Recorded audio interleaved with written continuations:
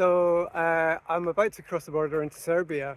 I'm not quite sure what to expect here because it's there's a passport control. There's a passport control at the border. Serbia isn't a member of the EU, and it's obviously not a member of the Schengen Agreement.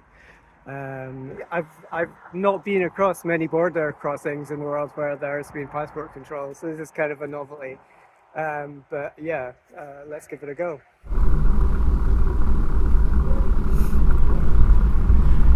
I guess this is a queue.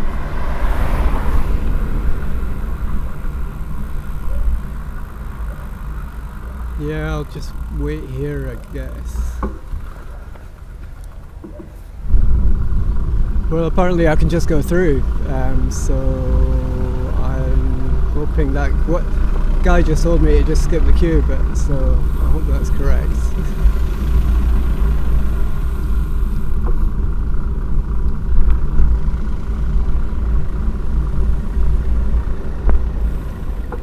Okay, so that's me had my passport stamped. I didn't want to film it in case I got into trouble. Quite a queue going the other way. Okay, so I think I'm in Serbia.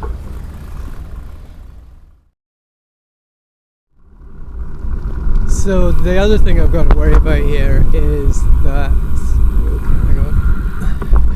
Okay, so the other thing I've got to worry about is that my SIM card that I've been using in my travels across the rest of Europe isn't really going to work here. It doesn't have like special cheap roaming charges. It's going to be prohibitively expensive, so I've got to get a local SIM card, and I've got to find a place to buy a SIM card without using my phone, because you know it'll be prohibitively expensive. So yeah, so I just bought this from a garage. There was a lot of miming and stuff because I can't use my phone, so I don't realise how dependent I am on my phone until stuff like this happens.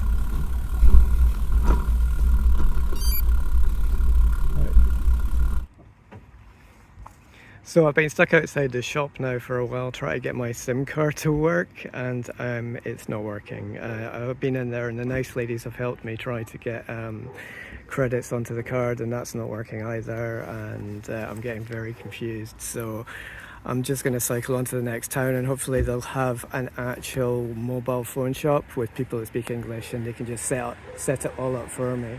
But it's, yeah, time's dragging on a bit, so I'm just gonna get moving.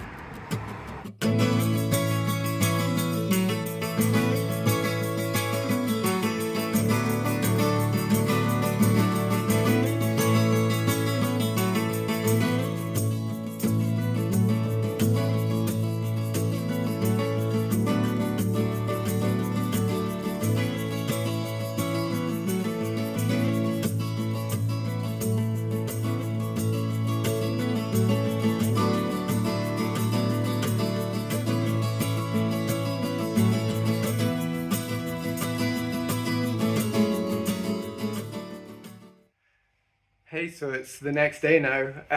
So here I am in the apartment, and but yesterday I was having all kinds of trouble with the mobile, getting a Serbian SIM to work and getting any kind of mobile data, which was kind of a problem because I needed my mobile phone in order to contact the owner of this apartment in order that he was going to be able to let me in.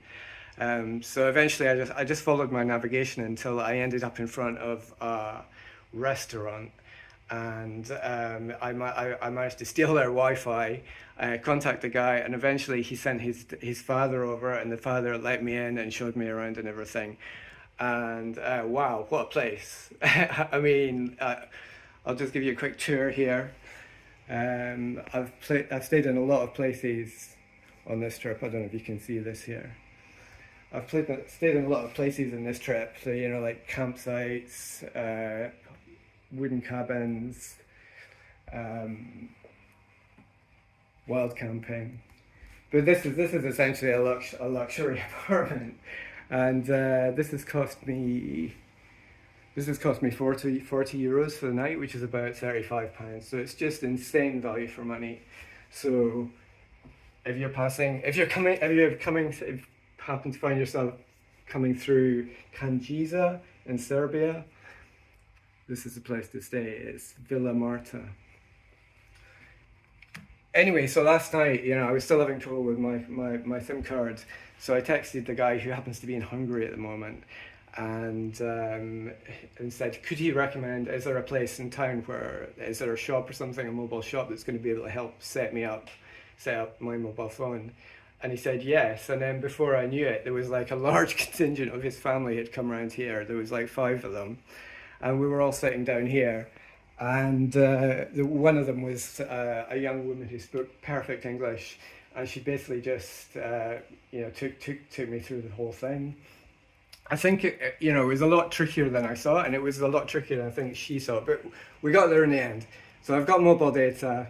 The journey can continue, and everything is okay.